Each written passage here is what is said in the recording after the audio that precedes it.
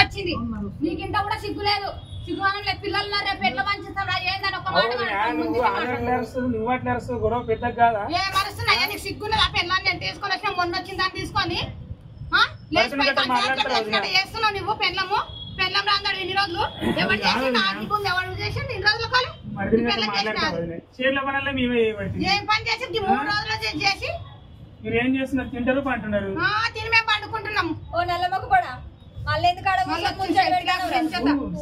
లోపలికి వెళ్ళి ముచ్చట పెడతాను సిగ్గు అనిపిస్తలేదు కొద్దిగా నాన్న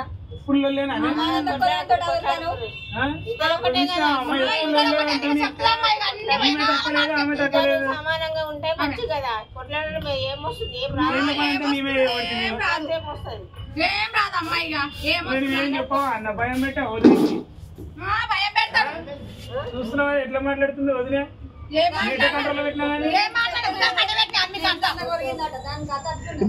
బూతులు ఎందుకు మాట్లాడు